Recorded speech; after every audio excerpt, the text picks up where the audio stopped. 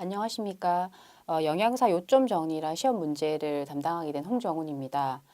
일단은 이제 영양사 부분은 요점 정리 부분에서 이제 제1권 영양학 및 생화학 부분부터 시작해 보도록 하겠습니다. 영양학 및 생화학의 이제 제일 첫 번째 단원이 개요 단원이에요.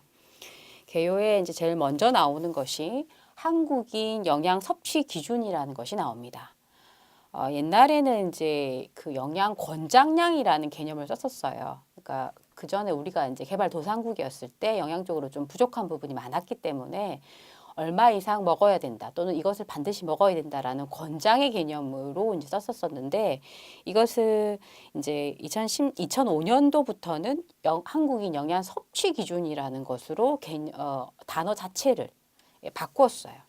그래서 지금은 이제 우리가 경제적으로 굉장히 많이 좋아졌기 때문에 최적의 건강 상태를 유지하도록 하는데 필요한 영양소 섭취 수준을 정한다. 그런 개념인 거죠. 오히려 지금은 아동이라던가 이런 이제 전반적인 그 아동의 비만이라던가 성인병이라던가 이런 대사증후군들이 오히려 늘어나는 추세이기 때문에 너무 살이 찌는 그런 영양소보다는 어떤 최적의 그 건강을 지킬 수 있는, 그래서 그런 상태의 영양소를 섭취할 수 있는 어떤 기준을 만드는, 그런 의미에서 한국인 영양 섭취 기준이라는 그런 이제 단어를 만들었죠. 그래서 한국인 영양 섭취 기준이라고 하는 것은 대다수의 건강한 한국인들의 건강을 최적의 상태로 유지하는 데 필요한 영양소 섭취 수준이다. 이렇게 볼 수가 있고요.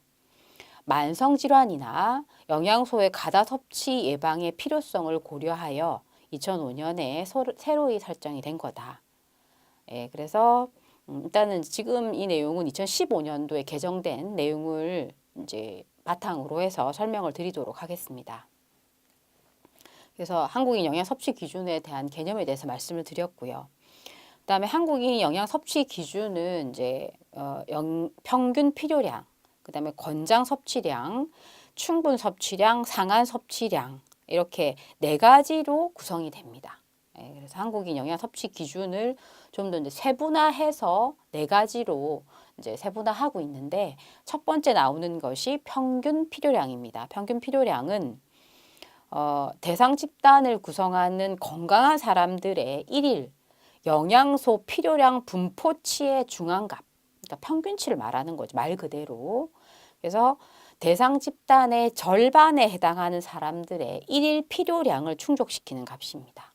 그래서 그러니까 어떤 모집단 또는 대상 집단의 절반인 사람들이 50%딱 평균치죠. 그 사람들한테 필요로 하는 하루 원데이 필요량을 충족시키는 값을 평균 필요량이라고 한다.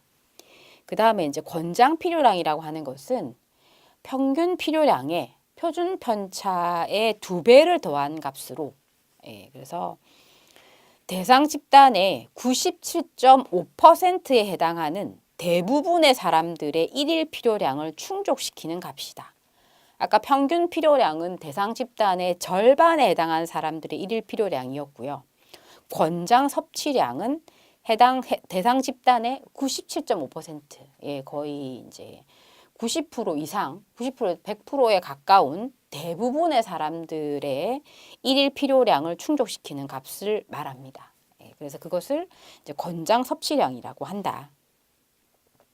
그 다음에 나오는 것이 충분 섭취량입니다. 충분 섭취량은 영양소 필요량에 대한 정확한 자료가 부족하거나 필요량의 중앙값 또는 표준 편차를 구하기 어려워서 권장 섭취량을 정할 수 없을 경우에 사용되는 개념이 바로 충분 섭취량이다. 그래서 2008년도에 충분 섭취량의 개념을 묻는 문제가 출제가 됐었어요. 그래서 거기다 표시를 해두시고요. 그 다음에 이제 상한 섭취량은 인체 건강에 유해 영향이 나타나지 않는 최대 영양소 섭취 수준을 말하는 것으로서 과량 섭취 시 건강에 악영향이 있다는 자료가 있는 경우에 설정이 가능하다. 예를 들면 이제 지용성 비타민인 경우에요. 바이타민 A, D, E, K가 지용성 비타민이죠. 지용성 비타민 같은 경우에는 일단 섭취가 되면 수용성 비타민은 소변으로 과량이 섭취했을 때 소변을 빠져나오지만 지용성 비타민은 그대로 지방 조직에 남아 있거나 혹은 간 대사 쪽으로 넘어가서 간에 굉장히 많은 데미지를 입힐 수가 있습니다. 그래서 지용성 비타민의 섭취는 전문의의 도움을 받지 않고 조언이 없는 상태에서 임의적으로 지용성 비타민을 드시는 것은 좀 간 대사나 이렇게 건강에 좋지 않기 때문에 그런 영양소들, 예, 그래서 이제 너무 과량 먹었을 때 인체에 유해한 그런 영양소들에 대해서 어떤 이제 기준을 설정할 때 사용되는 그런 개념이 바로 상하 섭취량이다. 예, 이렇게 볼 수가 있겠습니다. 그렇게 이제 한국의 영양 섭취 기준은 평균 필요량, 권장 섭취량, 충분 섭취량, 상하 섭취량 이렇게 크게 네 가지로 세분화할 수 있다. 자, 그 다음에 나오는 것이 뭐냐면 식사 구성안이라는 개념이에요. 식사 구성안이라고 하는 것은 영양 섭취 기준을 만족하는 식사를 구성하는 식품의 종류와 양을 선택하는 방법으로서 영양 목표, 식사 모형, 1인 1회 분량, 권장 식사 패턴 이런 것들을 이제 제시하고 있죠. 그러니까 식사 구성안이라고 하는 것은 아프지 않은, 그러니까 치료식이라던가 이런 것이 필요 없는 건강한 사람이 하루 동안에 얼마만큼의 양을 먹는지를 일반적인 패턴을 가지고 정해놓고, 그러니까 1인 1회 분량이 정해져 있고요.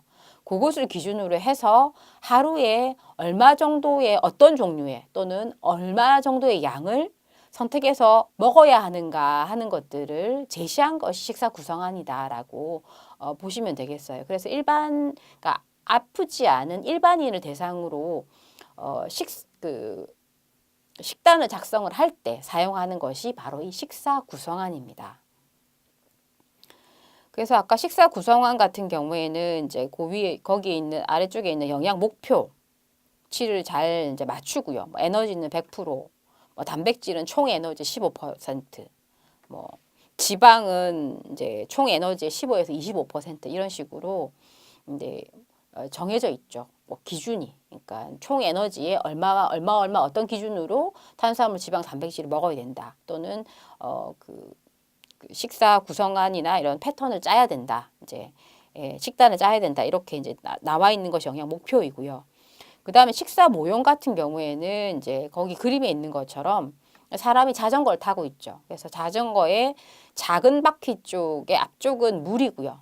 그 다음에 오른쪽에 있는 큰 바퀴가 이제 식품의 구성이에요. 그래서 6개의 식품군으로 곡류, 그다음에 고기, 생선, 달걀, 콩류, 채소, 과일류, 우유, 유제품, 유지, 당류 이렇게 6가지로 이제 그 큰 바퀴를 6등급으로 6조각으로 나누어 놨죠. 피자처럼.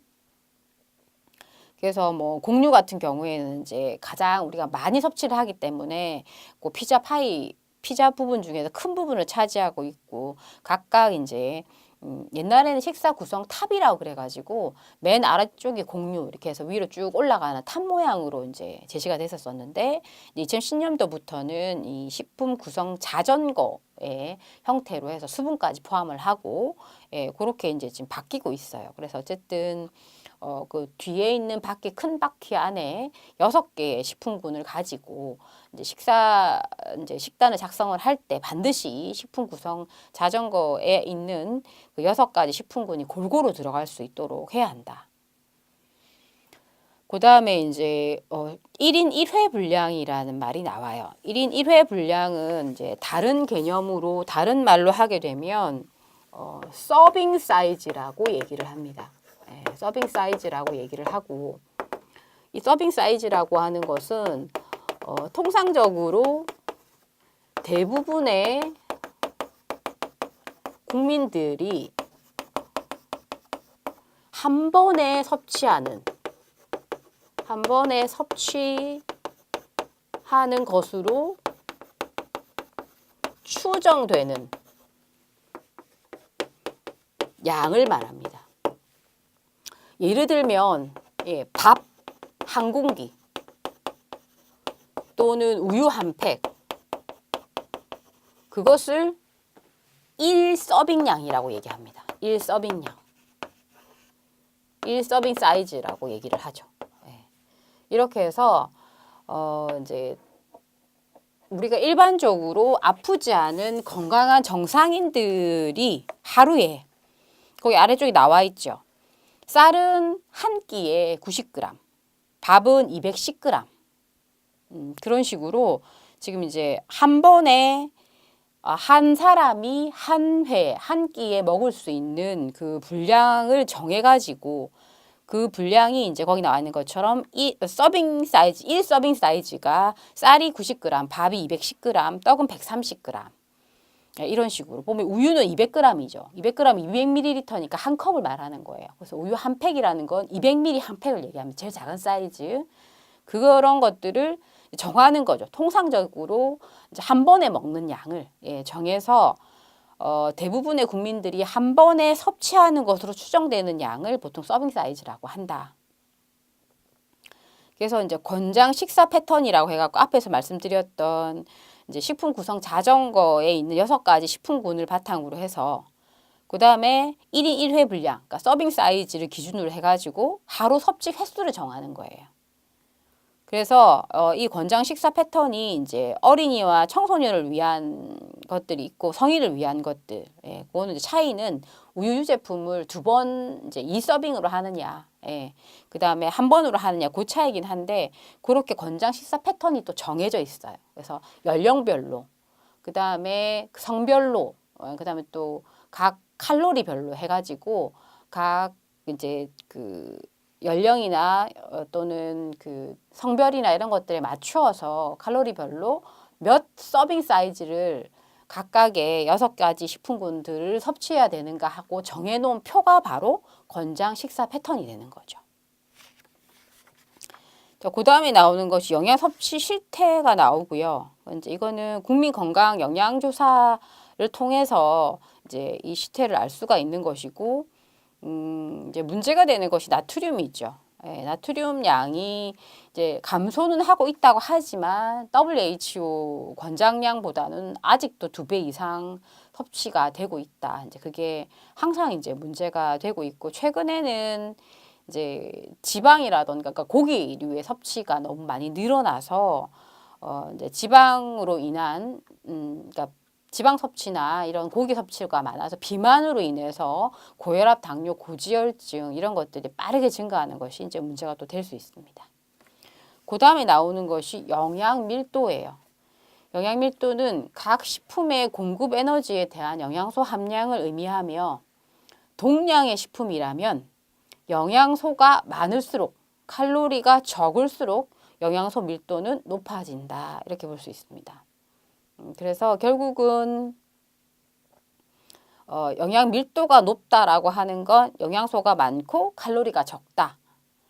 그래서 예를 들어서 거기 보면 콜라 한 잔과 포도 한 송이는 약 150kcal이지만 포도는 여러 가지 영양소를 제공을 하고 있죠. 근데 콜라 같은 경우에는 칼로리만 있고 다른 영양소가 전혀 없습니다. 그러니까 포도와 콜라를 비교했을 때 포도가 영양 밀도가 훨씬 높은 거죠. 그래서 여러 가지 영양소를 많이 가지고 있으면서 칼로리 자체는 낮은 그런 음식들이 우리 건강에 도움이 되고 그러한 음식들이 영양 밀도가 높다라고 쓴다는 거죠. 그 다음에 쭉 넘어가서 세포의 구조와 기능에 대한 부분들이 나와요. 세포의 구조와 기능들을 보시면 제일 먼저 나오는 게 세포막이에요. 세포막은 이제 일단 단일 지질 이중층 구조로 되어 있다. 그 다음에 이제 이 세포막의 기능으로는 세포막은 일단 세포 외과 내구로 구분이 되죠. 그다음 세포 내 환경을 일정하게 유지해서 소기관을 보호하고 세포 내외의 물질 이동이 이제 선택적 투과를 통해서 세포 내과 외액 쪽으로 물질이 이제 이동할 수 있는 그런 통로가 되는 것이 세포막이다. 그다음 세포막 구성 성분의 이제 기능들은 보면 일단 세포막을 구성하는 성분들은 지질, 단백질, 탄수화물 이렇게 이제 3가지 정도로 구성이 된다고 볼 수가 있는데 일단은 이제 세포막의 가장 많은 부분을 차지하는 것이 지질 부분이에요. 그래서 특히 지질 중에서 인지질과 콜레스테롤, 당지질 이런 성분들이 있는데 이제 이런 것들이 예를 들어서 인지질 같은 경우에는 이제 세포 내용물을 보호하는 역할들을 한다던가 이제 그런 역할들을 하죠.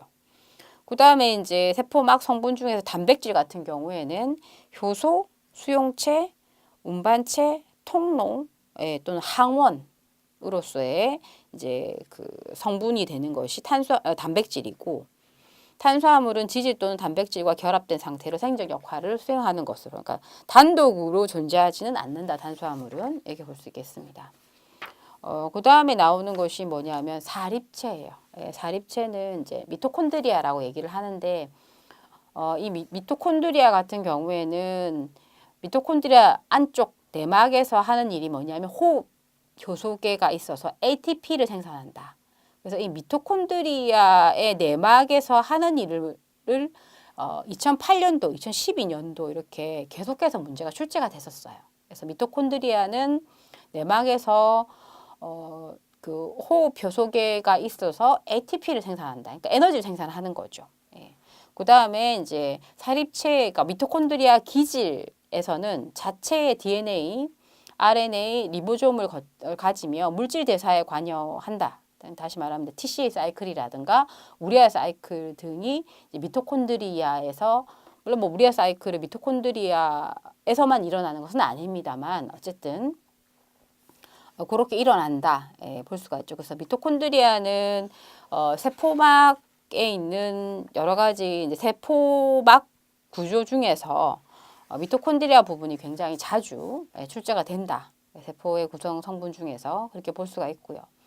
그 다음에 소포체는 단일막 관상 구조로서 소포체는 활면 소포체와 조면 소포체 두 가지로 나눌 수가 있습니다. 그래서 활면 소포체는 이제 과립이 없는 무과립 소포체이고, 조면 소포체는 과립 소포체이다. 이렇게 볼 수가 있고, 활면 소포체는 이제 뭐 당질 대사, 지방 합성, 불포화, 그 다음에 콜레스테롤 합성, 해독 작용 이런 데 관여하고, 조면 소포체 같은 경우에는 리보솜의 부착으로 인해서 단백질을 합성하는 곳이 바로 조면 소포체이다. 그래서 우리가 보통 소포체 하면 단백질 합성이라고 먼저 생각을 하는데, 소포체 중에서도 조면 소포체에서 단백질을 합성한다. 이렇게 정리할 수 있겠습니다. 그 이외에 이제 세포 기능, 세포 구조들 중에서 이제 골기체가 있고, 그 다음에 용해소체, 그 다음에 가산화소체, 리보솜, 핵, 이렇게 있으며, 그 다음에 이제 그 중에서 출제가 됐던 부분이 어떤 부분이냐면 리보솜 부분이에요.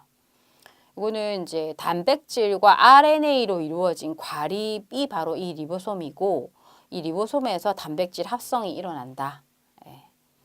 근데 이제 이 리보솜이 달려 있는 곳이 소포체 중에서 조면 소포체이다. 이렇게 정리할 수 있겠죠. 그래서 이 단백질 합성이 이루어진 곳을 묻는 문제가 2002년도, 2008년도 두 번 기출했었거든요. 그래서 이 부분도 표시를 해 두시도록 합니다. 그 다음에 이제 핵 같은 경우에는 유전 정보를 함유하고 있죠. 그래서 이 핵에는 염색체, 핵소체, DNA, RNA 같은 것들로 구성이 되어 있습니다. 자, 그 다음에 세포막을 통한 물질의 이동이 나와요. 그러니까 세포나 이제 우리가 세포막에 대해서 세포 안에 있는 구성 성분들하고 세포막의 이제 그 세포 내액이나 외액 또는 구성하는 물질에 대해서 이제 공부를 해봤는데, 이러한 세포막을 통과해서 뭐 선택적 투과도 있지만 어쨌든 물질들이 이동하게 되는데, 이동하는 방법들이 제일 먼저 나오는 것이 이제 수동수송이고요. 두 번째가 능동수송. 이렇게 두 가지가 이제 소개가 되고 있습니다. 그래서 수동수송이라고 하는 것은 자연 법칙에 따른 물질 운반이에요. 그러니까 우리가 보통 용질의 농도가 높은 곳에서 낮은 곳으로 자연적으로 이동하게 되죠. 그런 것들을 이제 보통 수동수송이라고 얘기를 하거든요. 그래서 수동수송은 단순확산, 그 다음에 촉진확산, 삼투, 여과 이 네 가지를 묶어서 수동수송이라고 하고요. 능동수송은 수동수송과 이제 정반대 개념이에요. 그래서 영양소의 농도 차이가 높은 데서 낮은 데로 움직이는 것이 아니고 거꾸로 낮은 데서 높은 데로 움직이기 때문에 뭐가 필요해요? 운반체나 에너지가 필요한 겁니다. 그것이 이제 능동수송과 수동수송의 가장 큰 차이점이죠. 다시 수동수송으로 돌아가서 어쨌든 수동수송은 자연법칙에 따른 물질 운반을 얘기하는 것이고 제일 먼저 나오는 것이 단순 확산이다. 단순 확산은 용질의 농도가 높은 곳에서 낮은 곳으로 용질이 이동한다. 그래서 부피의 변화는 없습니다. 용매가 이동하는 것이 아니고 용질이 이동하기 때문에. 그 다음에 촉진 확산 같은 경우에는 육모의 상피 세포막을 사이에 두고 농도가 높은 곳에서 낮은 쪽으로 영양소가 이동하기 때문에 에너지가 필요가 없고 운반체는 필요한 그런 흡수 기전이다. 그래서 우리가 보통 소장 세포 육모, 소장 내에 있는 육모 세포막에서의 물질 이동이 주로 이 촉진 확산으로 이루어진다. 이렇게 볼 수가 있겠고요. 그 다음에 삼투 같은 경우에는 용질의 농도가 낮은 곳에서 높은 곳으로 용매가 이동하는 것이 삼투압입니다. 그래서 부피 변화가 있죠. 제일 대표적인 것이 우리가 배추를 절이게 되면 배추가 처음에는 부피가 이렇게 컸다가 소금물에 넣어서 삼투압이 일어나게 되면 소금물이 침투하고 수분이 빠지면서 배추가 쪼그라들게 되죠. 부피 변화가 생기는 겁니다. 그 다음에 이제 여과 같은 경우에는 이제 그 모세혈관막이라던가 신사구체막을 통해서 물질이 이동했을 때 압력 차이에 의해서 분자 크기가 작은 것만 이동해서 통과하는 것이 여과이죠. 그래서 혈압이 우리 체내에서는 혈압이 이 여과와 관련이 있다.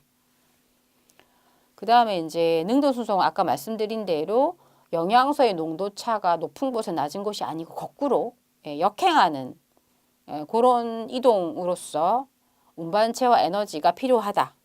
그래서 운반체를 이용하는 이동 같은 경우에는 용질의 농도가 낮은 곳에서 높은 곳으로 운반체를 이동해서 용질이 이동되는 경우가 있고 그 다음에 포타슘과 소듐 펌프 같은 경우에 이때도 에너지가 필요한 것으로 이렇게 알려져 있고 소듐 포타슘 교환 펌프 같은 경우는 능동수송의 한 종류이다.